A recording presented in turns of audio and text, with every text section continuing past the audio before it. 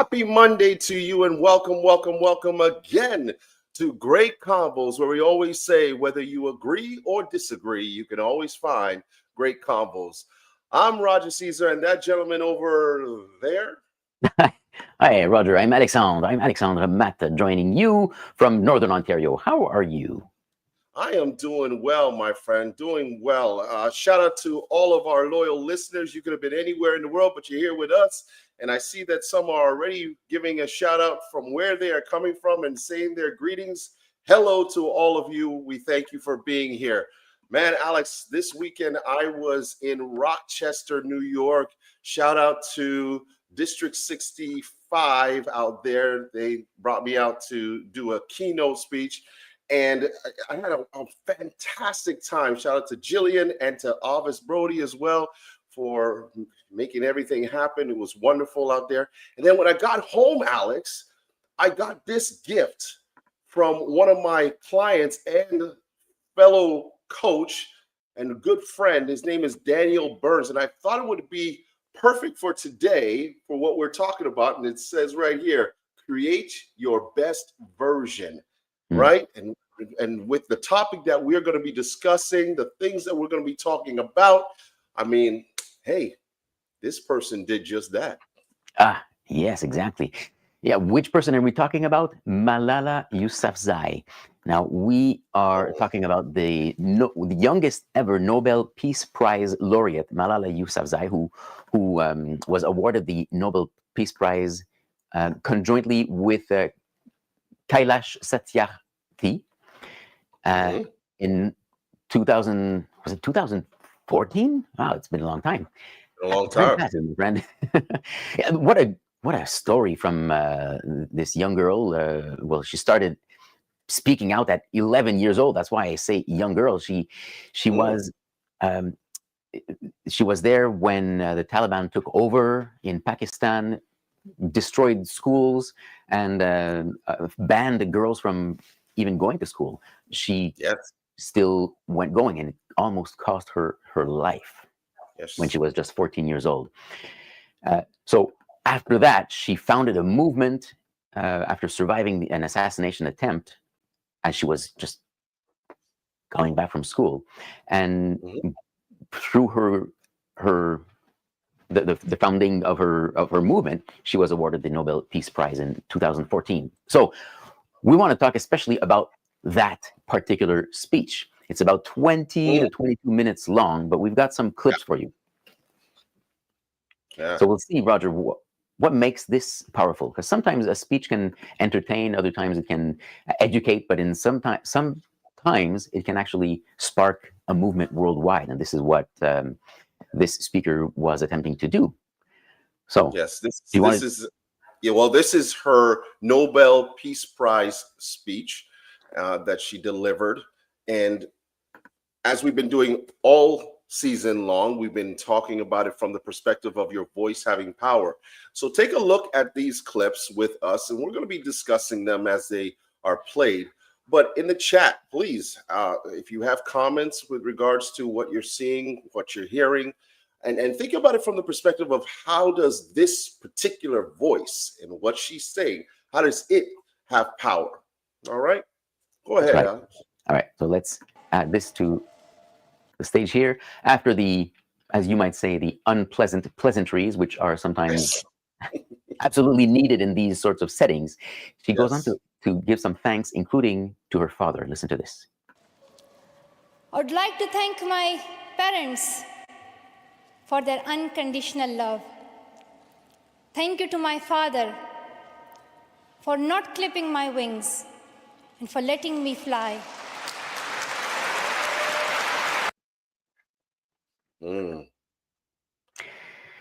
Yeah, in the context of a place where many believe that girls should not be allowed to fly, this was particularly moving. Yeah, the word choice, and this, you'll see this throughout this speech, the word choices that she used in this particular speech. Again, one of the things that I said to you, Alex, and I'll say it here, it's not a very complex speech. It's very simple in nature, but well put together. Right. Is there room for I'm humor pretty certain in such a speech? Let's see. Let's see. that I'm also the first recipient of the Nobel Peace Prize who still fights with her younger brothers. I want there to be peace everywhere, but my brothers and I are still working on that. There they I are. love that, Alex. I love that she was able to bring it down to a level where we could still have a lot of fun. Yes, the message that she'll be delivering is a powerful one, but she still found time throughout this speech to weave in humor. And we talk about this all the time. No matter how tough or how sad a story may be, if you could find some way to infuse a little humor here and there, it really takes off the pressure of for the audience as well to listen to that particular speech. But this one, well done. Yeah. You know what? Speaking about that, she could have gone into more details of the assassination attempt and everything that went wrong. Mhm. She did not. She Mhm. she was more concentrated on what we can do in the future. Yes. So while she did talk about the past and how things got wrong when the Taliban took over, she didn't need to delve on it to Mhm. go too much into detail. Yeah, no question about it. Now, she has peace, or she's working on peace with her brothers, but what about peace between nations? Now, here she's hinting on something here. Mhm.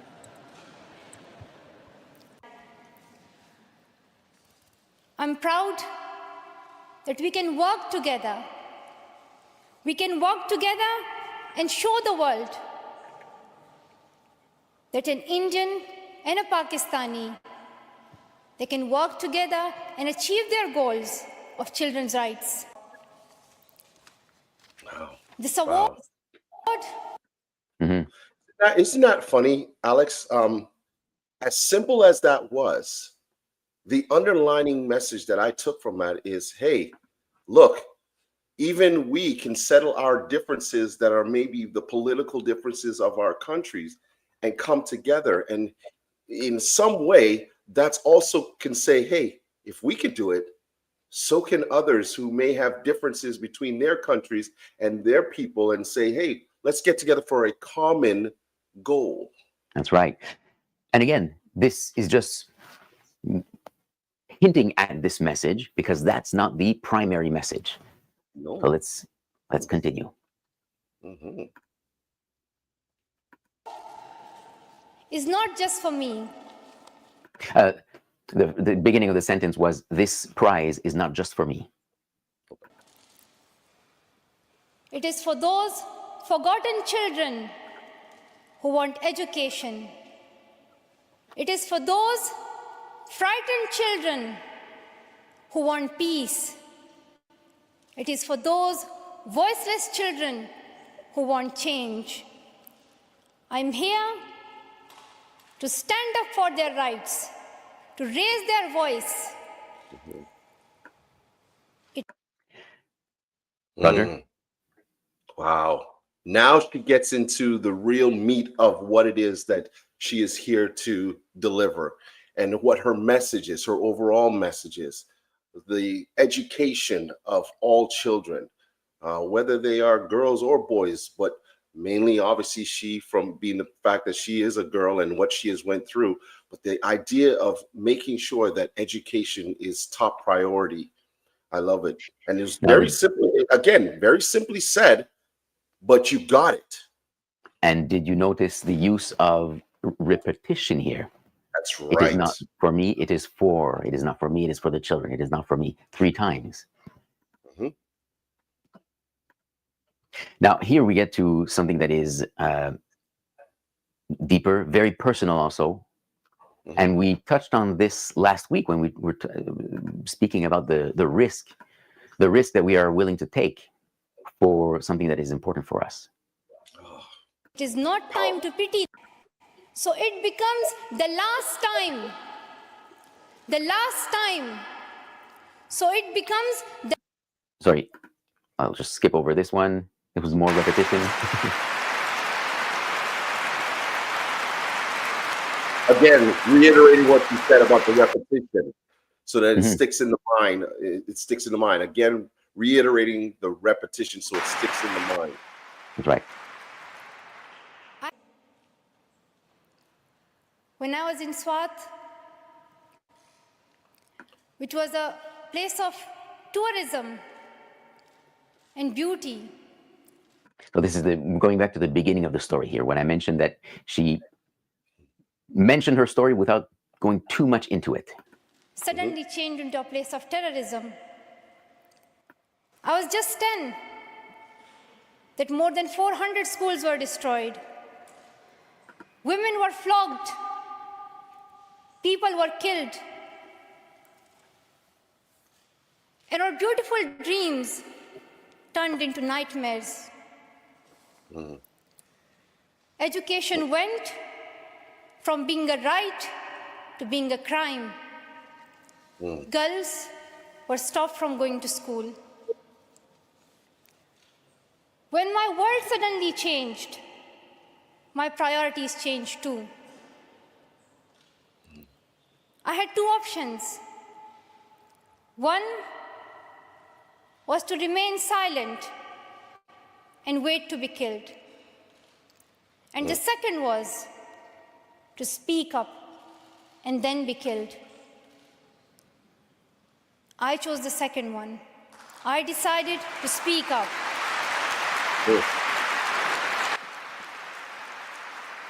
Right. Alex, this is again, this is where she pulls on the heartstrings and tells you the story. Again, going back to what you said, she didn't get too dramatic in stating all that happened there, the horror of it, but enough to make you feel it here. Yep. And as speakers, that's what you need. You need to have those moments where the audience can feel what you've gone through. So please keep that in mind.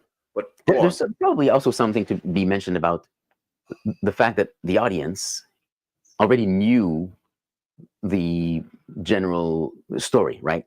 They knew about the assassination attempt, and I didn't listen to what was said before by the person who presented or who introduced the speaker, but perhaps that was the time to to just reiterate or to remind people what she went through, so that she doesn't need to go into those details. But here, yeah, we go back to what we said last week. What's the risk that we are willing to take? And here's a girl at 11 years old who made this choice, knowing, I guess, knowing or believing that no matter what she does, she will be killed if she continues to go to school. So she decides to do this thing that might precipitate any bad action. Can you imagine? Let's just stop for a second here, Alex. Can you imagine? We're parents. Can you imagine something like this happening to your own child, or finding out that this happened because she stood up for what she felt was right at such a young age, to know that it was important for her to speak up about education in that moment? As a parent, I couldn't even imagine, one, knowing that it happened, but two, just the idea that, oh my God, she was almost assassinated because of it. Right.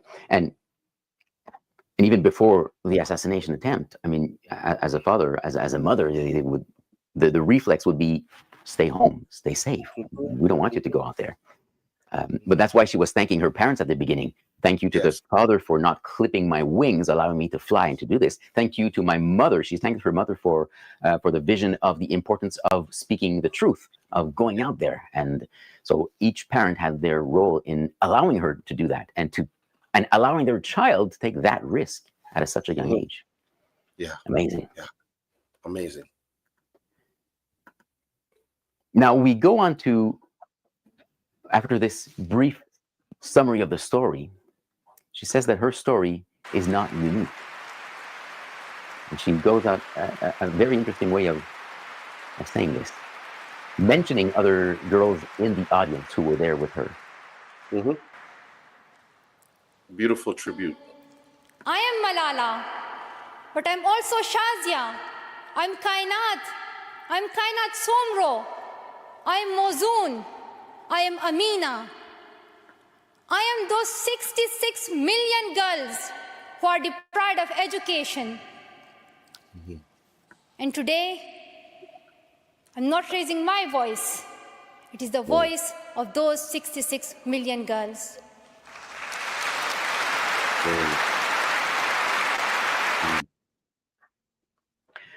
So transformative, man.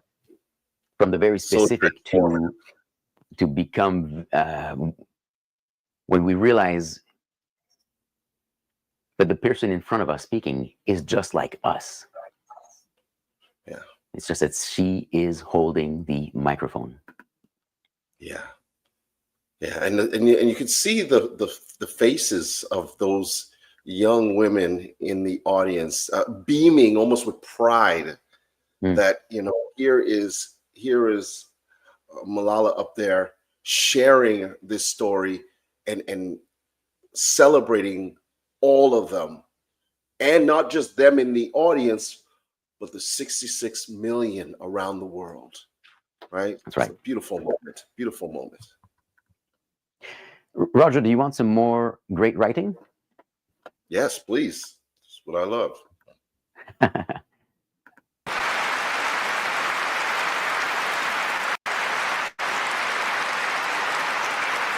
I have to skip over the grand applause here.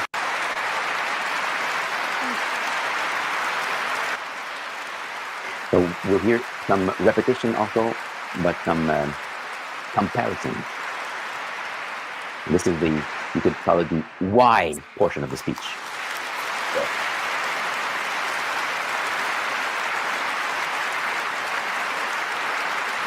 As you can see, half of the speech was applause. Mm-hmm. My great hope is that this will be the last time. This will be the last time we must fight for education. Let's solve this once and for all.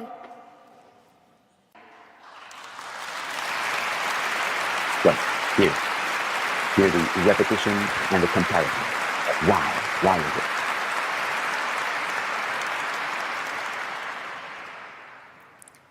Some will say this is impractical, or too expensive, or too hard, or maybe even impossible. But it is time the world thinks bigger. Why is it that countries which we call strong are so powerful in creating wars, but are so weak in bringing peace? Why is it? The contrast, eh, Alex? The contrast, exactly. There are more. Why is it that giving guns is so easy, but giving books is so hard? Why is it?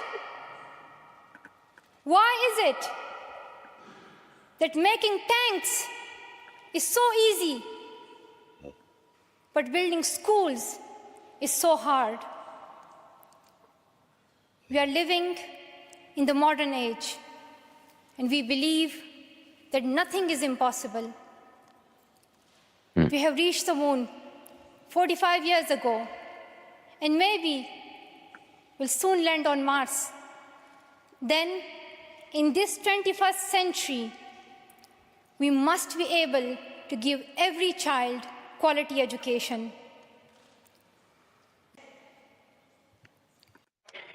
There we go. Asking questions, and she introduced those questions of why is it as a child. At this point, she's 17 years old. She's still a child. And she carries the voice of those children who just want to know why. Why is it? So this is This is like your children telling you, Papa, Daddy, I don't understand. Why is the world like this? Mm-hmm. And I love how she put it together with the contrast, right? Of how it's so easy to do this, but it's so hard for something that should be very simple to do. Mm-hmm. I love the contrast in how she put that together. And yes, doing it from the perspective of a young kid in the eyes of them looking up. Yeah. Now we go on to the conclusion with the message of, or the question or the invitation that this should be the last time. So let's listen to this, and again, you'll hear repetition. Let this be the last time. Let this be the last. Let me pump up the volume. Let this be the last time. Go ahead. Last time that a girl or a boy spends their childhood in a factory. Let this be the last time that a girl is forced into early child marriage. Let this be the last time that a child loses life in war. Let this be the last time that we see a child out of school. Let this end with us. Let's begin this ending together, today, right here, right now. Let's begin this ending now. Thank you so much. Thank you. And that's how it ends, with a standing ovation. Wow. Wow. Alex, the line, let this begin, or let's begin this ending now. Yes. Take that in for a second, right? It's the beginning of the end. Yeah, that's well said. Well said, right? Right? Absolutely. It was a perfect way to end it. A lot of repetition. We listened to Martin Luther King's speech a few weeks back, and again, the I have a dream, repeating it throughout while he was sharing what his dreams were. Well, here's the same thing. Let this be the last time. Let this be the last time. Let this be the last time. So that what that does in the minds of the audience is that is the last thing. We talk about this as well as speakers. Your words, your last words that you say in a speech, let them be very powerful, that is what the audience walks away remembering, that is the overall message that you are trying to deliver. Do not introduce something new. Do not veer off from what you've been talking about in any way, shape, or form, but make sure that ending is so powerful that we remember what the entire speech was about. That's right. She started with the appropriate thank yous, considering this was a prize that she was awarded. Goes on to share a bit of the story, why she's there, and then bringing this message of hope. And you mentioned Martin Luther King. I mean, we've got echoes here in the theme also, that we are bringing hope. It's a dream that I have, that in the future it will be better than what we have now, and this is why we are working today for that better future. Yeah. Probably knowing that it will be hard. Yeah, it will be hard. Not just for governments, as she mentioned, why is it so hard for us to give books, but for everyone who believes in the importance of education for children everywhere in the world. It's an uphill battle. And that's why she's founded the Malala Fund, actually. If you want more information, you can go on malala.org and see what work she has done with her fund and with her father and her colleagues. I know that we are at the end, and ironically, Suzanne says that this episode went by so quickly. Yes, it did. But we wanted to highlight an amazing speaker, an amazing moment in history, and I hope that you were able to take away from it a lot of the beauty of how to put together a speech like this. There are contrasts, there are similarities to when we're speaking. Like we said, depending on where you are, you do have to maybe say thank you in that moment. And we may call that unpleasant pleasantries if you start a speech in anywhere else like that. But this was important. But the more important thing here was the message. And throughout this speech, you saw that she kept sprinkling it in over and over again with the use of repetition and great use of words. So keep that in mind. Alex? Mm-hmm. Hey, she said, I had the option of staying silent and be killed, or to speak and be killed. Now, you and I, Roger, everyone listening, won't always have those possible consequences, but there are still consequences. We talked about it last week. If you want to re-listen to that episode about taking the risk, we have the option of staying silent and going and living with those consequences, or of speaking up and living with those consequences. And usually, it's better to speak up. It's what we've heard from all those people who have done it in the past. They never regret it. Yeah. Roger, well, next week, shall we say who we've got? Yes, please. Give us the exciting news, my friend. Well, some people tell stories with words. Other people tell stories with images or pictures. Next week, we have a photographer. His name is Shai Klein. He is actually, right now, he's in Ontario, but he lives in Israel, and he was a survivor of the October 7th massacre at the Nova Festival. He was there to have fun, take pictures, and the site was overrun with terrorists who started shooting at everybody who moved. He has been telling that story, but he's especially telling the story now of survivors who are going through or reliving that trauma. So what is he doing to help those people and raise awareness for the issues of mental health? Stay tuned next week. Yes, please. That's going to be a great episode. Please tune in. Tell your friends, tell everybody to subscribe to our YouTube channel, to be here, be a part of the conversation. As we always say, take this conversation that we've had today and bring it to your friends, your community, and others around you. And as we always say here at Great Convos, whether you agree or disagree, you can always find great convos. Please enjoy your week. Oh, and for those south of the border, happy Thanksgiving to you. Happy Thanksgiving.